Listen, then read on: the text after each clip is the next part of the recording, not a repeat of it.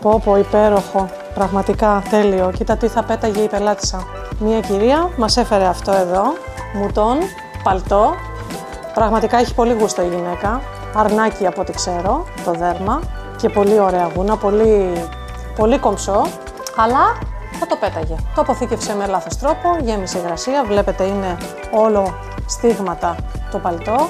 Ήταν έτοιμο να πεταχτεί. Το πήγε στο καθαριστήριο. Ο ειδικός της είπε, το προσπάθησε να το καθαρίσει με ειδικά φάρμακα, δεν καθάρισε και της είπε να το πετάξει.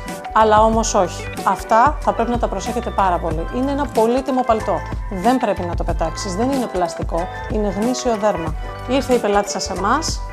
Εμείς με την τεχνογνωσία μας το επαναφέραμε. Στην αρχική του κατάσταση φύγαν οι λεκέδες, καθάρισε το χρώμα, επανήλθε. Επίσης η υφή του που είχε σκληρύνει από τα φάρμακα επανήλθε και αυτή. Ξαναέγινε μαλακό και απαλό. Οπότε προτού να το πετάξεις σε ένα τέτοιο κομμάτι που είναι κρίμα να το πετάξεις, έλα σε εμάς να δούμε αν μπορούμε να το σώσουμε.